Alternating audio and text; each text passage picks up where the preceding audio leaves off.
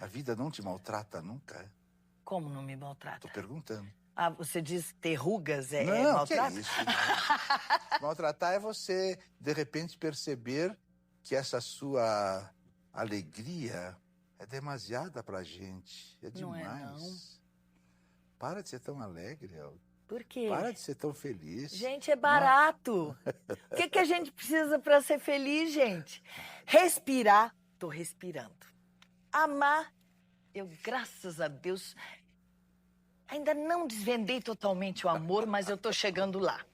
E amor não é de uma pessoa para outra, não. Mas eu tô chegando O lá. amor é horrível, não? Amor é ótimo, amor, né? Não tesão, a paixão. O tesão pode ser horrível, pode ser bom.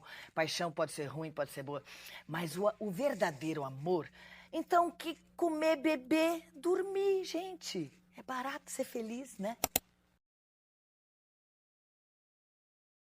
Oi, pessoal. Esse é o segundo episódio do nosso podcast.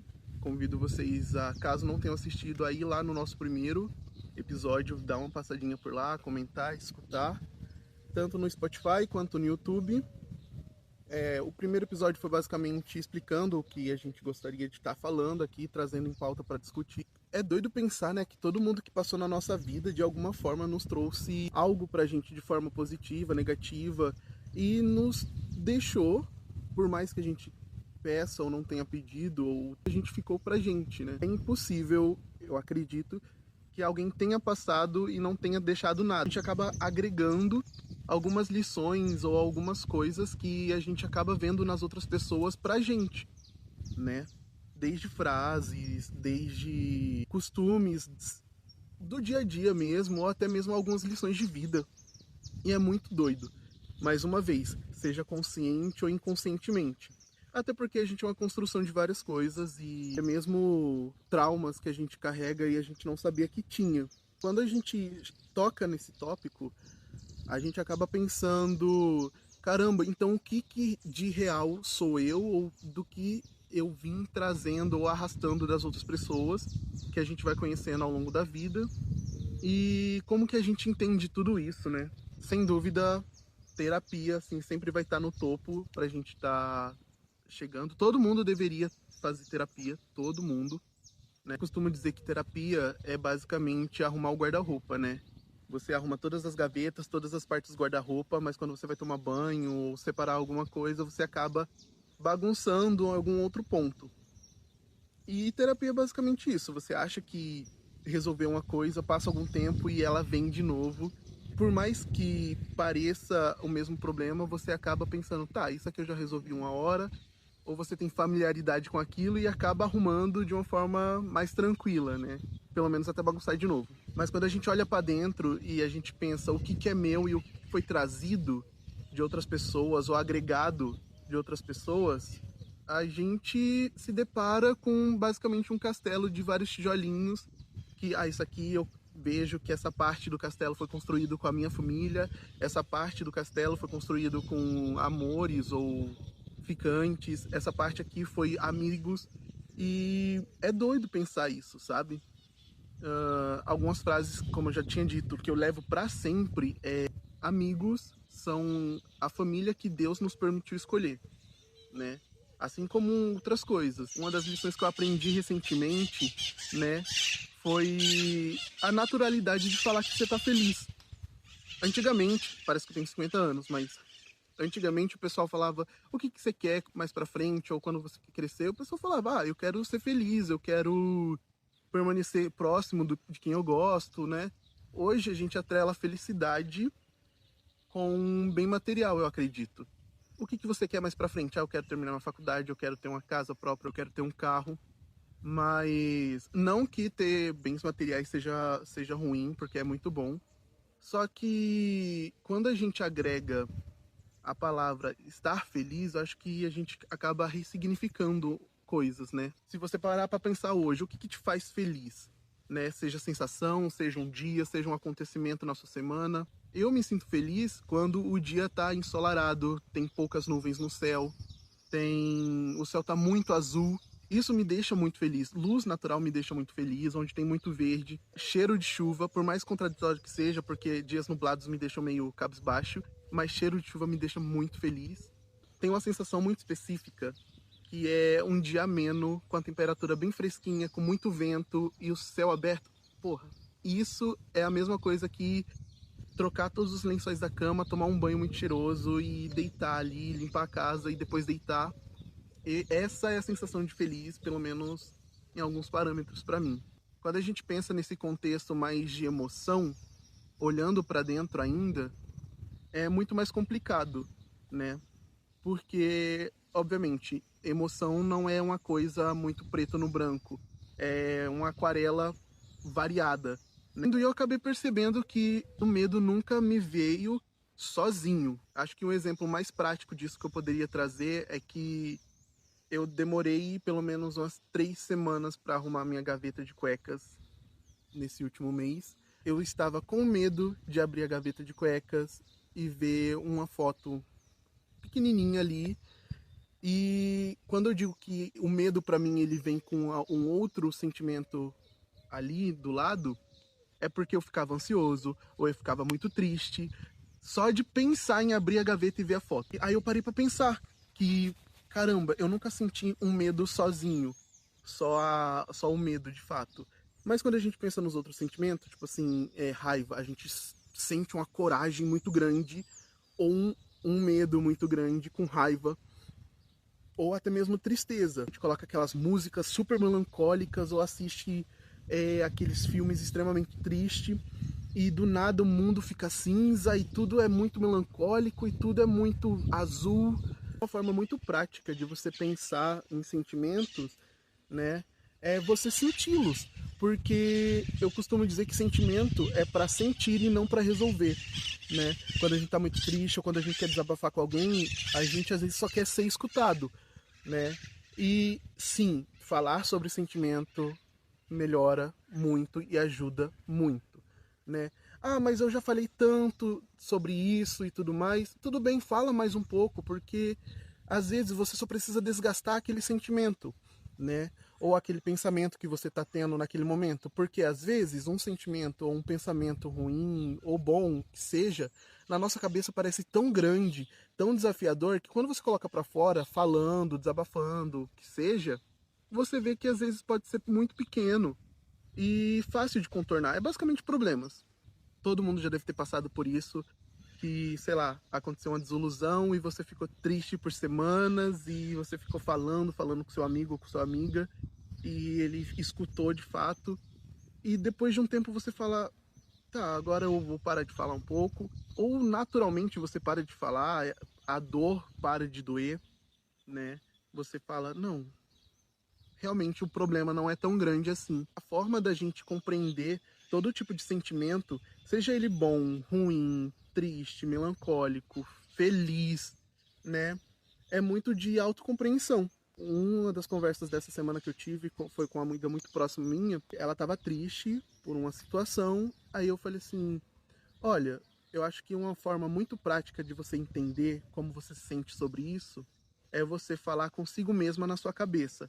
Mas se despir de todo tipo de julgamento, de todo tipo de medo que você tenha sobre esse pensamento. Por quê?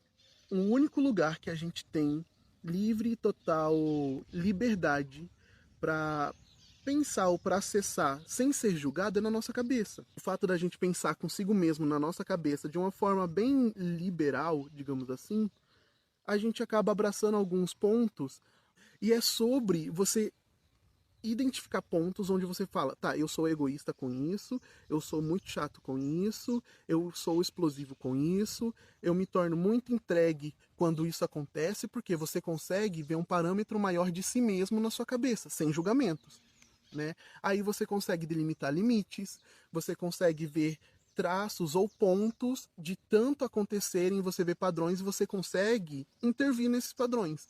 Uma das situações muito práticas que eu consigo trazer, sempre que eu for trazer alguma coisa, é algo que eu vejo dentro de mim, ou acontece comigo e eu tento trazer como exemplo, porque é o meu ponto de vista da minha vida. Mas quando eu estou muito bravo com alguém ou com a situação, eu entendo que um dos padrões que eu tenho é atacar um ponto fraco que eu vejo na pessoa. E para não ser uma pessoa podre, eu simplesmente penso, tá, eu estou muito bravo com isso. Eu sei que quando eu fico muito bravo com uma pessoa que eu gosto, eu tento fazer isso. Então, eu sabendo desse padrão, eu simplesmente chego e falo assim, olha, eu não quero conversar agora porque eu tô um pouco chateado com isso. E se acontecer da gente continuar, pode ser que ambos saiam machucados. Então eu evito. Eu consigo entender melhor a situação depois. É muito mais simples, num aspecto maior, né? Só que trazer essa pauta de conversar consigo mesmo na sua cabeça é um processo, porque às vezes vai ter um tópico, uma situação que você sim vai se julgar, sim, você vai ficar assim, nossa, mas eu estou sendo uma pessoa ruim. Não, e sim, uma porque você pode estar pensando uma coisa muito grave, e não porque você só está pensando. Você não está colocando em prática, você não está externalizando. Então analise esse sentimento, vê como você se sente com essa situação, ou como você quer gerir essa situação, mas de uma forma muito clara com você mesmo. Porque na sua cabeça, como eu falei, você se conhecendo, você identifica padrões e você consegue evitar coisas. Quando a gente entende que temos todos esses padrões, todos esses sentimentos e todas essas nuances de coisa que acontece na nossa cabeça, a gente consegue ter um aspecto muito maior de tudo.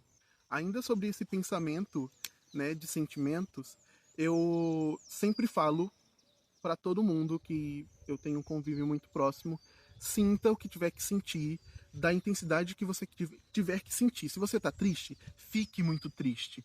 Não fique guardando esse sentimento, esse momento na sua cabeça, porque quando ele vai voltar muito pior. Basicamente isso. Então, se você tá com medo, tudo bem, analisa o problema, analisa toda a situação, vê por que você está com medo. Se você tá com raiva, xinga mesmo. Obviamente, você não vai xingar a pessoa, né? Você vai se recolher em um espaço ou xinga mentalmente. Porra, vai tomar no cu. E toda situação ou alguém específico não externaliza, a não ser que você queira muito, porque às vezes um tomar no cu é muito bom falar. Um problema, às vezes, é resolvido com vai se fuder. Mas sinta, eu tô conhecendo alguém e eu não quero parecer emocionado. Por que não? Sabe, se você tá sentindo, se você gosta daquele momento, daquela pessoa, vive, sabe? Não tem por que você ficar segurando ou ficar se privando de algo. Se a situação tá boa, se tá favorável, faz. Óbvio, com um limite e senso. Possivelmente, futuramente, caso não for tão bom assim, vocês podem se machucar. Mas não tem por que você se privar de algo que você queira muito.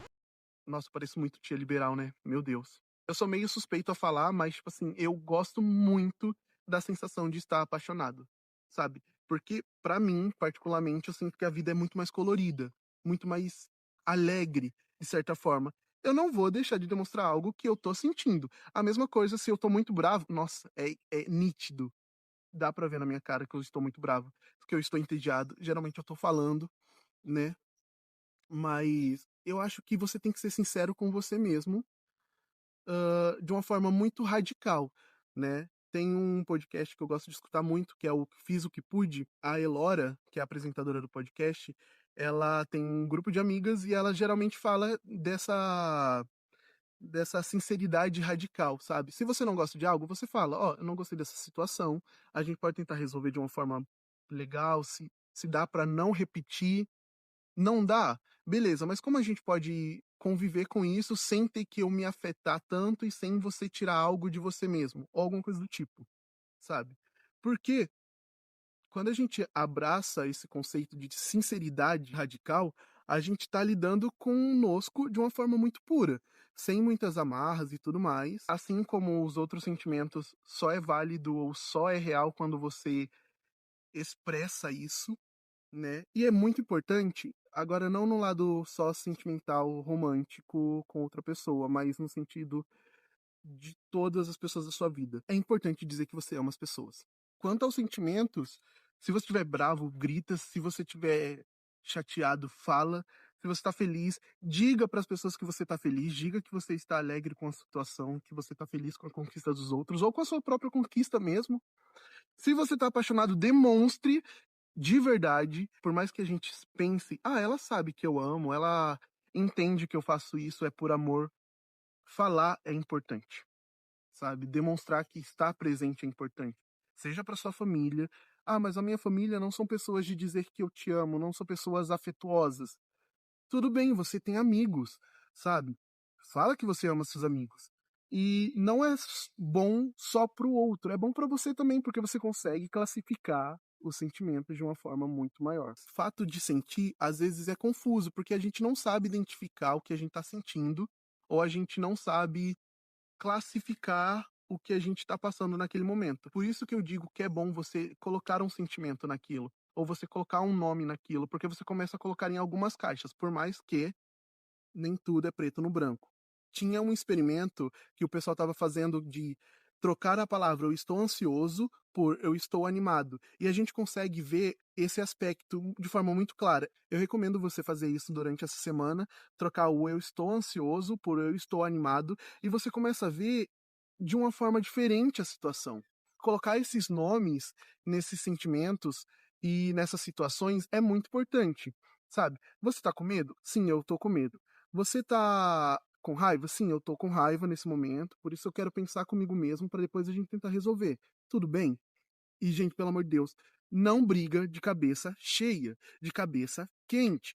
Você se retira, óbvio, você não vai ir tratar a pessoa como um bosta o resto do dia, mas você se retira com você mesmo, pensa um pouco, ó, agora que eu tô mais tranquilo, a gente pode sentar, pode conversar.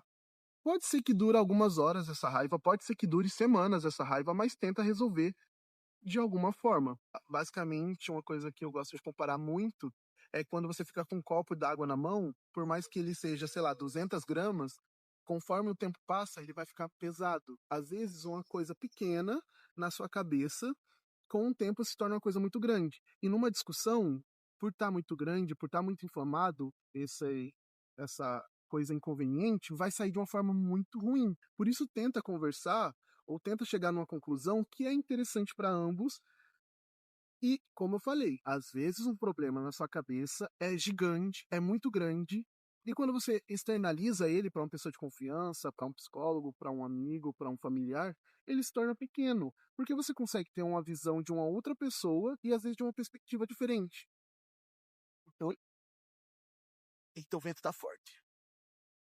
Esse quesito de que somos uma construção de forma consciente e inconsciente de pessoas que passam na nossa vida, tem coisas que eu vejo em mim, que eu peguei de outras pessoas, seja no vocabulário, seja na forma de escutar uma música, de sentir uma sensação ou de degustar uma comida que seja, que de conviver com as outras pessoas eu trouxe para mim. Então, a gente entra muito naquele aspecto de você ainda pode viver em mim de uma forma diferente.